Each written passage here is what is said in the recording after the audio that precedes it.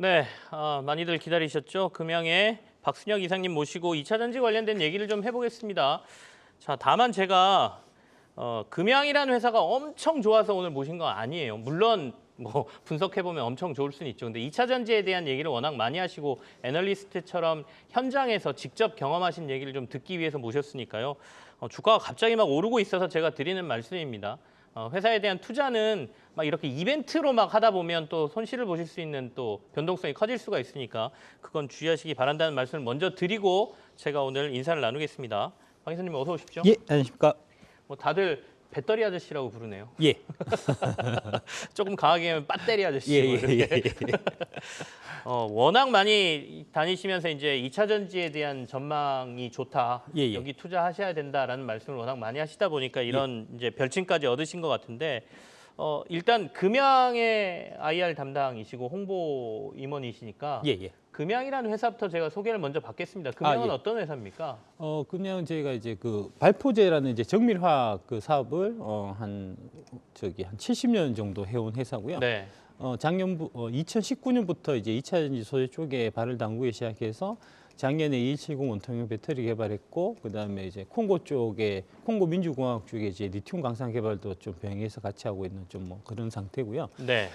작년에 저희 주가 올랐던 거는 이제 기대감 때문에 많이 오른 거고, 올해는 이제 그 기대감을 하나씩 실적으로 좀 보여드려야 되는 한 해가 되지 않겠나 이제 그렇게 생각하고 있고요. 23년은 이제 금양에게는 좀 괄목상대할 수 있는 한 해가 돼야 되지 않겠나 그렇게 보고 있습니다. 올해가 이제 실제로 보여줘야 되는 한 해다. 예. 부담스럽진 않으신가요? 그건 뭐 제가 하는 게 아니고 저희 이제 현업의 부서분들이 열심히 하셔야 되니까 그분들이 열심히 해서 성과를 내시면은 이제 네. 내셔야 되는 상황이고, 만약에 성과를 못 내시면 제가 사기꾼이 되겠죠.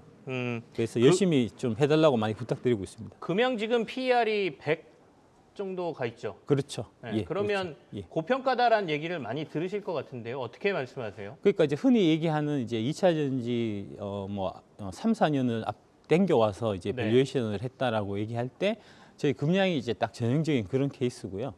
115네요. PER이 지금. 네. 그러니까 뭐 저희 금양도 그렇고 그다음에 이제 LG 에너지 솔루션도 약간 좀 그런 측면이 있고, 그거 외에는 그렇게 많이 3, 4년을 땡겨온 밸류에이션을 갖고 있는 회사들은 사실은 잘 없어요. 네. 이제 뭐 그런 상황이라고 보시면 될 것 같고, 그만큼 저희 하는 사업에 대한 이제 그 시장에서의 기대가 큰 거 아닌가 그렇게 생각하고 있습니다.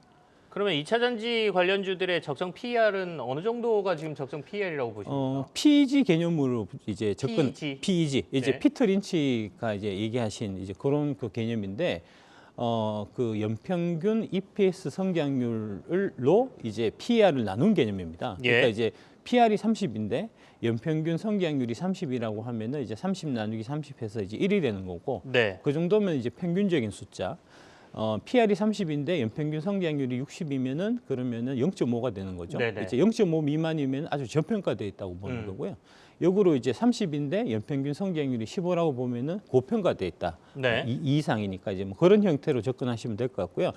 대표적으로 이제 에코프로 BM을 기준해서 말씀드리면 네. 에코프로 BM이 지금 많이 올랐지만 아직까지 23년 예상 실적 기준으로 해서 보면은 20배 미만이에요. 근데 이제 에코프로 BM이 대략 아까 PEG 개념으로 20배 미만이 아니요, PER로. PER 개념으로. 예, 23년 PER이 20배고 네. 연간 이제 그 EPS 성장률이 향후 한 3, 4년 동안 걸쳐 갖고 매년 한 7, 80%가 될 거거든요. 네. 그러면은 0.2 정도가 된다는 얘기가 되니까 에코프로 BM 같은 경우는 많이 올랐지만 여전히 엄청나게 저평가되어 있다라고 볼 수 있는 겁니다. 에코프로벤 말고 저는 금양 여쭤봤습니다.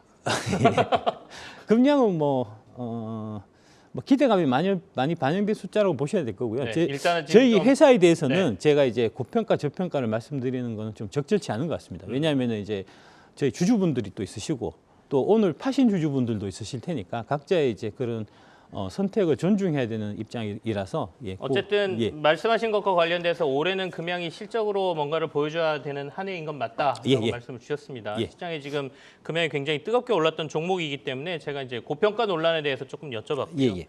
그러면 현장에서 느끼는 2차 전지 산업에 대한 얘기를 좀 들어보겠습니다. 우리나라 2차 전지 산업에 대해서 성장성에 대해서는 다들 의심은 안 하시는 것 같은데요. 예. 문제는 이제 중국하고의 경쟁 부분을 걱정을 제일 많이 예. 하십니다. 특히 얼마 전에 CATL하고 포드하고 이제 합작사를 설립하기로 했지 않습니까? 예, 예.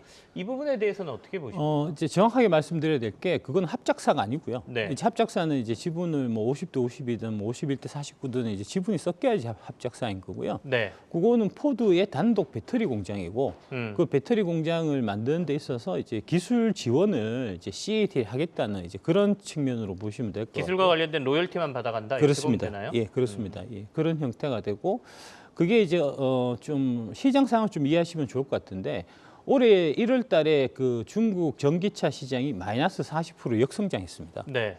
그러니까 중국 시장 상황이 지금 되게 안 좋아요. CATL은 해외에 나와서 이제 탈출구를 찾아야 되는 그런 상황인데 이게 이제 뭐 기술적으로도 한국 배터리 업계에 많이 밀리고 그다음에 거기다가 IRA, CRMA 법 때문에 원활하게 진출이 어려운 상태거든요. 그러다가 보니까 이제 포드한테 좀 굴욕적인 조건으로 이제 그냥 빨가벗고 다 갖다 주는 그런 형태로 해서 이제 좀 계약을 진행을 하려고 했던 거고. 그렇게 해석하시는군요. 네. 예, 예, 예. 그래서 이제 그거조차도 쉽지는 않을 것 같습니다. 예. 굴욕적인 계약을 CATL이 한 걸로 우리가 해석을 해야 된다. 예, 예. 어쨌든 포드는 우리가 흔히 말하는 인산철 배터리와 관련된 거를 포드에 이제 활용하겠다라는 의사를 보인 거라고 해석할 그렇습니다. 수 있지 않나요? 예, 예, 그렇습니다. 예. 그러니까 이제 그거를 디테일을 보시면 네. 그게 non-binding 계약이에요. 보통 이제 배터리 같은 경우는 바인딩 계약이거든요. 네. 그러니까 이제 자동차 회사들이 일정 수량을 배터리 회사한테 이제 의무적으로 사가야 되는 건데 저 포드하고 계약은 애초부터 non-binding 계약이어 갖고 포드에서 한번 LFP로 해서 배터리를 한번 만들어 보고 그게 팔리는 거에 따라 갖고 잘 팔리면은 더 만들고 안 팔리면은 안 만들고 뭐 이런 형태여 갖고. 그런 것들이 뒷단에 있군요. 예, 그런 예, 것까지 보면 포드하고 CATL이 이번에 그러니까 포드가 공장을 짓고 예. CATL의 기술을 받아서 뭔가 포드가 그 인산철 배터리를 늘린다라는 거는 의미를 아주 크게 둘 필요는 없다. 없습니다. 이런 해석으로 가능한 건가요? 그렇습니다. 그렇고 이제 그만큼 포드가 지금 배터리를 급하게 좀 구해야 되는 상황이다. 이제 그렇게 또 볼 수 있습니다. 그러니까 SK온이 이제 제때 그 공장 증설을 해서 이제 포드 쪽으로 배터리를 납품해줘야 되는데 네. 작년에 그 SK가 좀 펀딩이 좀 여의치 않았어요. 펀딩하는 게 여러 번 좀 무산되다 보니까 그래서 이제 포드는 너무 답답한 나머지 CATL 배터리라도 좀 받아서 써야 되지 않겠냐 해서 좀 얘기가 진행된 거고요. 근데 그것도 좀 쉽지는 않을 것 같습니다. 예. 그다음에 또 한 가지 생각하셔야 될 네. 부분이 이 배터리 같은 경우는 이제 해외 공장을 짓게 되면 초기에 수율 잡기가 아주 좀 어렵습니다. LG엔솔이 폴란드 공장이 4년이 걸렸고 지금 SK 헝가리 공장도 2년이 넘어갔는데 제대로 지금 수율이 안 잡히고 있거든요. 네네. CATL이 미국에 공장을 지으면 그게 이제 첫 해외 공장이 되기 때문에 네. 저희 업계에서는 최소 3, 4년은 걸릴 거라고 봐요. 앞으로 3, 4년. 예, 아니요. 26년에 완공이 되니까 2026년? 2026년에 완공되면은 그 이후에 3, 4년이 지나야지 제대로 된 배터리가 나온다는 얘기거든요. 2026년에 완공이 되더라도 3, 4년 뒤에 배터리가 예. 나온다 이런 얘기네요. 예, 아주 예. 한참 뒤에 한참 얘기군요. 뒤입니다. 예, 29년, 30년 돼야지 그 물건을 볼 수가 있다는 얘기가 되니까 그 너무 좀 앞선 걱정을 사실 하는 거고요. 그거는 이제 그 지금 여의도에서 차이나 2차전지 ETF를 적극적으로 마케팅하는 부분하고 좀 관련이 있는 거라고 저는 생각하고 있습니다. 네, 알겠습니다. 일종의 음모론까지 살짝 예, 예. 얘기를 해주셨는데 자, 그러면 우리나라 배터리가 세계에서 가장 최강이다 이렇게 얘기해도 되나요? 예, 그렇습니다. 그러면 앞으로 논란이 시장에 많지 않습니까? 워낙 2, 3년짜리 성장을 다 땡겨다가 주가에 지금 다 반영해 놨으니까 이 정도면 2차 전지는 이제 더 이상 급성장 나오기는 힘들어라고 말씀하신 분들도 꽤 계시거든요. 여기에 대한 반대 논리는 어떤 게 있어요? 그러니까 이제 2, 3년 거를 땡겨왔다라고 하려고 하면 네. 최소한 이제 23년 예상 실적 기준 PR이 뭐 대략 한 7, 80은 되고 네. 그다음에 이제 24년, 25년도에 PR이 이렇게 성장을 해서 그때 PR이 뭐 20, 30 정도가 되면은 방금 말씀하신 이제 그런 내용이 이제 맞는데 방금 제가 말씀드렸던 에코프로 비행 같은 경우에 올해 예상 실적이 20이고요. 에코프로는 지금 2배가 올랐는데 올해 예상 실적이 7이고요. 네. 포스코홀딩스 같은 경우는 올해 많이 올랐는데 예상 실적 PR이 올해 기준에서 5배입니다. 이걸 갖고 2, 3년치를 땡겨왔다고 하는 거는 어불성설이죠. 지금 나가고 있는 게 박순영 이사께서 생각하시는 우리나라 2차 전지 업종에서 예. 현재 주가로 봤을 때 좀 저평가돼 있다라고 보시는 종목들인가요? 저거보다도 저평가보다도 이제 좀 네. 갑의 위치에 있는 글로벌 넘버원에 위치해 있는 이제 그런 글로벌 회사라고- 넘버원에 있는 위치. 예, 그렇게 보시면 될 것 같고요. 글로벌 넘버원이라고 저희가 꼭 투자해서 수익 내는 건 아니지 않습니까? 그렇습니다. 예, 아까 말씀하신 바대로 이제 밸류에이션을 같이 봐야 되는데 저 중에서 이제 제가 봐서 2, 3년치를 좀 땡겨왔다라고 얘기할 수 있는 좀 상대적으로 PR이 높은 종목은 네. LG 에너지 솔루션, 포스코 케미칼 정도고요. 네. 나머지는 그렇게 땡겨온 것도 없어요, 사실. PR 자체가 그렇게 높지도 않습니다. 보시면. LG 에너지 솔루션하고 포스코 케미칼 정도가 그나마 조금 고평가인 걸로 보이고 예. 나머지는 사실상 주가로 봤을 때 앞으로 향후 성장할 것까지 생각한다라고 하면 그렇게 높은 것도 아니다. 예, 주가 당장 이제 23년 실적 기준 PR로 봤을 때 대략 20배에서 30배 정도 넘는 종목이 없습니다, 저 안에. 수준이. 저 궁금한 게 예. 실제로 그 자동차 회사에서 전기차를 만들 때 예. 배터리 회사들하고 이 계약할 때 어떤 식으로 하는지가 좀 궁금하긴 하거든요. 아까 예. 논바인딩이다, 뭐 예. 바인딩이다라고 예. 말씀하셨는데 그걸 조금만 설명해 예. 주시면 이해가 예, 쉽겠습니다. 보통 이제 계약할 때 한 3년 전에 이제 다 결정이 되고요. 3년 전에? 3년 전에 어떤 형태의 배터리가 들어가고 그 안에 이제 소재는 어떤 걸 쓰고 양극재, 음극재는 어떤 네. 업체 걸 쓰고 뭐 이런 부분이 일단 다 결정이 되고요. 네. 그다음에 그 새로운 배터리를 만들 때 특정 전기차용 형태의 배터리를 만들 때 그 개발비는 전적으로 다 자동차 회사에서 부담을 합니다. 그러면서 이제 그게 끝나는 게 아니고 그 3년이라는 그 완성차가 나오는 기간 동안에 계속해서 이제 이 뭐랄까 상호 이제 교류를 하면서 계속해서 이제 맞춰 나가는 네. 그런 형태의 계약입니다.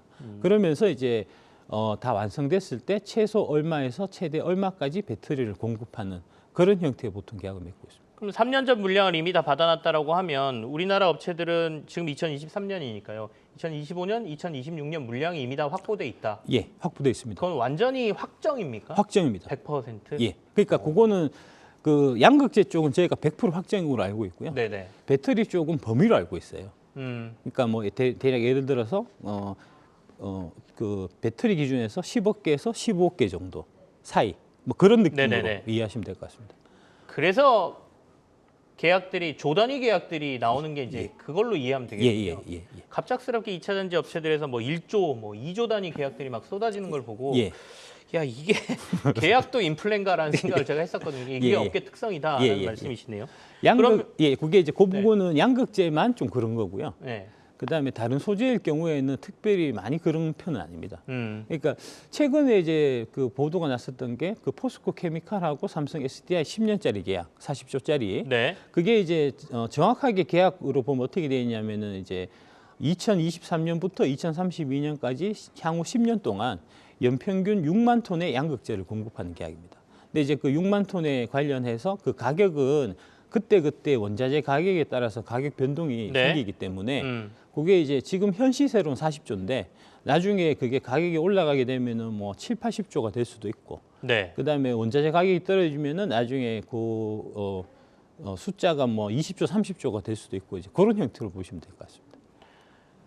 우리 배터리 아저씨의 역할이신지는 모르겠지만 나오셔서 말씀하시면서 뭐 금양도 원래 주가가 좀 강세를 보이고 있었고요. 에코프로비렘이랑 LNF 뭐 이런 회사들이 동반해서 지금 좀 강세를 보이고 있네요. 예.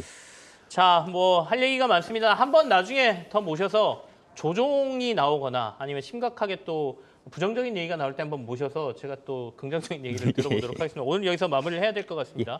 금양의 박순영 이사와 함께했습니다. 감사합니다. 예, 고맙습니다.